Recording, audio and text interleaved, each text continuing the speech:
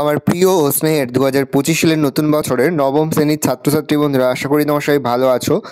আজ আমরা যে বিষয়টি নিয়ে আলোচনা করব, নবম শ্রেণীর থার্ড সেমিস্টার অর্থাৎ ফাইনাল পরীক্ষার ইতিহাসের প্রশ্নপত্র নিয়ে। দেখো সরাসরি স্ক্রিনে তোমরা নবম শ্রেণীর থার্ড সেমিস্টার অর্থাৎ ফাইনাল পরীক্ষার ইতিহাসের প্রশ্নপত্রটা দেখতে পাচ্ছ। ফুল মার্কস তোমাদের রয়েছে 90, সময় তোমাদের রয়েছে 3 ঘন্টা 15 মিনিট। প্রথম রয়েছে বিভাগ ক, একে থেকে রয়েছে সঠিক উত্তর নির্বাচন করো যে কোনো 20টি প্রশ্নের মান রয়েছে 1 করে 1 × 20 = 20। ফ্রান্সকে ভ্রান্ত অর্থনীতির জাদুঘর বলেছেন, উত্তর হবে অ্যাডাম স্মিথ। ফিজিওক্যাটস গোষ্ঠীর একজন সদস্য হলেন কুয়েসনে। ফ্রান্সে সন্ত্রাসের শাসনের সময়কাল 1793 থেকে 94। শাসন সংস্কারের ক্ষেত্রে নেপোলিয়নের সবচেয়ে উল্লেখযোগ্য কীর্তি হল আইনি সংহিতা প্রবর্তন। ওয়ার অ্যান্ড পিস গ্রন্থটি লেখেন টলস্টয়। নেপোলিয়নের অপরাজেয় গ্র্যান্ড আর্মি ধ্বংস হয় রাশিয়ায়। কার্লসবার্গ ডিগ্রি জারি করেন মেটার্নিক। জুলাই রাজতন্ত্রের প্রবর্তক ছিলেন লুই ফিলিপ। ক্রিমিয়ার যুদ্ধের অবসান হয় যে সন্ধির মাধ্যমে, প্যারিসের সন্ধি। স্প্রিং যিনি আবিষ্কার করেন জেমস হারগ্রিভস। সমাজতন্ত্রবাদের বাইবেল বলা হয় ড্যাশ গ্রন্থকে, উত্তর হবে দাস ক্যাপিটাল। ট্রিপল আতাত গড়ে ওঠে 1907 খ্রিস্টাব্দে। 1917 সালের রাশিয়ার বিপ্লবকে বলা হয় বলশেভিক বিপ্লব। দ্বিতীয় বিশ্বযুদ্ধের মহড়া বলা হয় স্পেনের গৃহযুদ্ধকে। ভাইমার পর্যন্ত গড়ে ওঠে জার্মানিতে। অপারেশন সি লিওন নামে পরিচিত হিটলারের ইংল্যান্ড অভিযান। ক্যাশ অ্যান্ড ক্যারি নীতি নিয়েছিল আমেরিকা। মার্কিন নৌঘাঁটি পার্ল হারবার আক্রমণ করে জাপান। সম্মিলিত জাতিপুঞ্জ প্রতিষ্ঠিত হয়েছিল সান ফ্রান্সিসকো। জাতিপুঞ্জের সবচেয়ে গুরুত্বপূর্ণ সংস্থা হল নিরাপত্তা পরিষদ। নেপোলিয়নের মৃত্যু হয় সেন্ট হেলেনা দ্বীপে। দ্য স্পিরিট অব লস গ্রন্থটি রচনা করেন মন্তেস্কু। 14 দফা শর্ত ঘোষণা করেন মার্কিন প্রেসিডেন্ট। প্রথম বিশ্বযুদ্ধের সূচনা হয় 1914 খ্রিস্টাব্দে। উড়নতমক আবিষ্কার করে জন কে। পরে বিভাগ খ, নিম্নলিখিত প্রশ্নগুলির নির্দেশ মতো উত্তর দাও। প্রতি বিভাগ থেকে অন্তত একটি করে মোট 16টি প্রশ্ন উত্তর দিয়ে প্রশ্নের মান 1 করে 1 × 16 = 16। বিভাগ ক, একটি বাক্যে উত্তর দাও। সেপ্টেম্বর হত্যাকাণ্ড কবে ঘটেছিল? 1792 খ্রিস্টাব্দে 2রা সেপ্টেম্বর। জার্মানি কবে পোল্যান্ড আক্রমণ করে?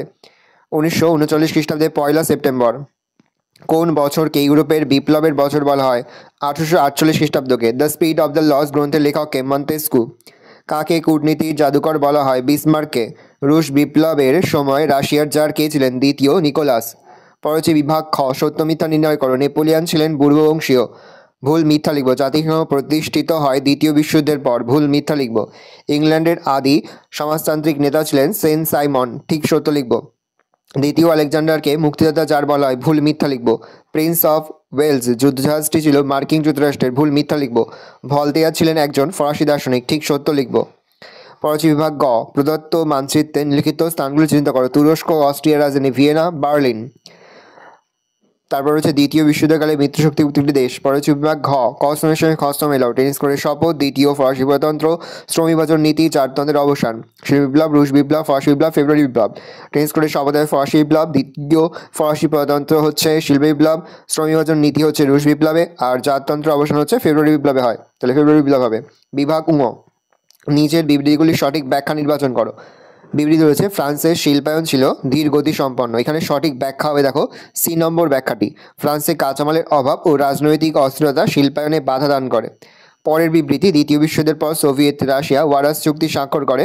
সঠিক ব্যাখ্যা হবে বি নম্বর ব্যাখ্যাটি। কমিউনিস্ট দেশগুলিকে জোটবদ্ধ করে পশ্চিমী অগ্রাসন রোধ করার জন্য। পরের বিবৃতি, উগ্র জাতীয়তাবাদ সর্বদাই আন্তর্জাতিকতাবাদের পরিপন্থী। সঠিক ব্যাখ্যা হবে এ নম্বর ব্যাখ্যাটা। উগ্র জাতীয়তাবাদ সংকীর্ণ ও স্বার্থপর আদর্শে বিশ্বাসী। পরের প্রশ্ন, বিসমার্ককে কূটনীতির জাদুকর বলা হয়। সঠিক ব্যাখ্যা হবে সি নম্বর ব্যাখ্যা। ধুরন্ধর রাজনীতিবিদ বিসমার্ক কূটনৈতিক চতুরার্যের মাধ্যমে জার্মানিকে ঐক্যবদ্ধ করতে সক্ষম। উত্তর হবে সি নম্বরটা। ধুরন্ধর রাজনীতিবিদ বিসমার্ক কূটনৈতিক চতুরার্যের মাধ্যমে জার্মানিকে ঐক্যবদ্ধ করতে সক্ষম হয়েছিল। পরে হচ্ছে বিভাগ গ, দেখে রয়েছে নিচের প্রশ্নগুলি 2 থেকে 3টি বাক্য উত্তর যে কোনো 11টি। থার্ড স্টেট কি? ফরাসি বিপ্লবের আগে শ্রেণীবিভক্ত ফরাসি সমাজ ব্যবস্থায় যে 3টি শ্রেণীর অস্তিত্ব ছিল তার মধ্যে অন্যতম ছিল থার্ড স্টেট বা তৃতীয় সম্প্রদায়। এই সম্প্রদায়ের অন্তর্ভুক্ত ছিল সব ধরনের রাজনৈতিক ও অর্থনৈতিক অধিকার থেকে বঞ্চিত ধনী বুর্জোয়া, মধ্যবিত্ত, দরিদ্র কৃষক ও শ্রমিক, সাকুলোত বা চালচুলহীন ভবঘুরে প্রভৃতি। সন্ত্রাসী রাজত্ব বলছে কি বোঝো? বিপ্লবের কালে ফ্রান্সে একদা অভ্যন্তরীণ ক্ষেত্রে বিপ্লব আইন বিরোধী শক্তি মাথা দিয়ে থাকে এবং বৈদেশিক ক্ষেত্রে বিভিন্ন রাষ্ট্রের আক্রমণে ফ্রান্সের স্বাধীনতা লুপ্ত হওয়ার সম্ভাবনা দেখা দেয়। এই সংকটজনক পরিস্থিতিতে বিপ্লবী ফ্রান্সকে রক্ষার উদ্দেশ্যে দেশে এক জরুরি শাসন চালু করেন, যা সন্ত্রাসী রাজত্ব বা সন্ত্রাসী শাসন নামে পরিচিত। ট্রাফালগারের যুদ্ধ কবে কাদের মধ্যে হয়? 1805 খ্রিস্টাব্দে ট্রাফালগারের নৌযুদ্ধ সংঘটিত হয়। ফ্রান্স ও ইংল্যান্ডের মধ্যে ট্রাফালগারের নৌযুদ্ধ সংঘটিত হয়। এই যুদ্ধে ইংরেজ নৌসেনাপতি নেলসন ফরাসি নৌসেনাপতি ভিলেনুভকে শোচনীয়ভাবে পরাজিত করে। স্বদিবসের রাজত্ব কি? 1815 খ্রিস্টাব্দের শুরুতে ফ্রান্সের গোলযোগের পরিস্থিতিতে নেপোলিয়ন এলবা দ্বীপে নির্বাসন থেকে পালিয়ে ফ্রান্সে ফিরে আসেন। সাধারণ মানুষ তাকে সাদর অভ্যর্থনা জানালে রাজা অষ্টাদশ লুই সিংহাসন ছেড়ে পালিয়ে যান। এরপর তিনি 20 মার্চ থেকে 29 জুন পর্যন্ত মোট 100 দিন রাজত্ব করেন। এই ঘটনা স্বদিবসের রাজত্ব নামে পরিচিত। ভিয়েনা সম্মেলনের বিগ ফোর বা চার প্রধান কারা ছিলেন?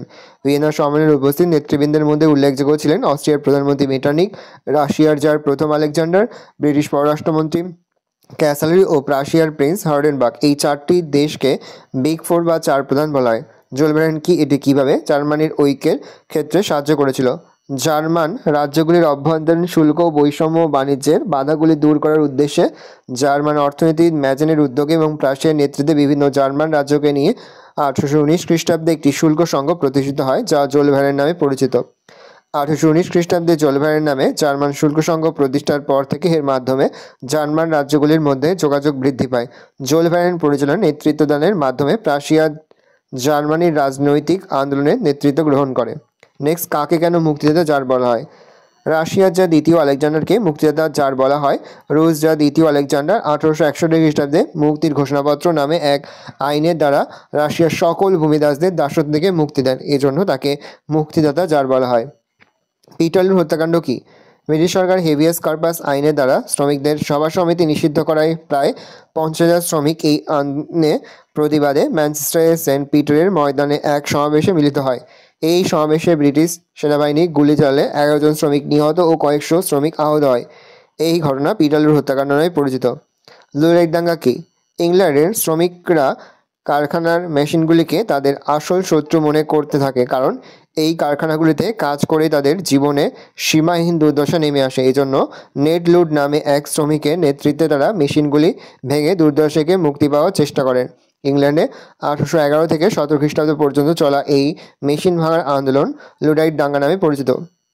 নেক্সট হয়ে যাবো হত্যাকাণ্ড বলতে কী হচ্ছে। অস্ট্রিয়ার যুবরাজ আর্কিডিউট ফ্রান্সিস ফার্দিনান্দ ও তার স্ত্রী পত্নী সোফিয়া 1914 খ্রিস্টাব্দের 28 জুন বসনিয়ার রাজধানী সিরাবো শহরে স্লাভ সন্ত্রাসবাদী দল ব্ল্যাক হ্যান্ড ও ইউনিয়ন অফ ডেথের সদস্যের হাতে নিহত হন। এই ঘটনা সেরেজাভো হত্যাকাণ্ড নামে পরিচিত।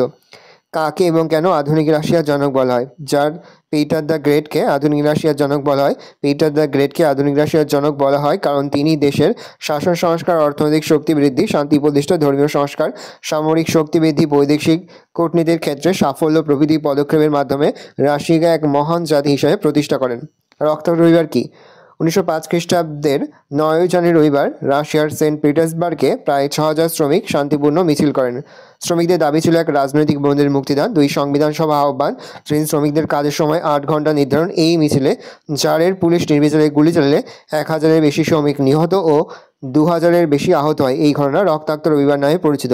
শ্রমিকদের এই মিছিলে নেতৃত্ব দিয়েছিলেন ফাদার গ্যাপন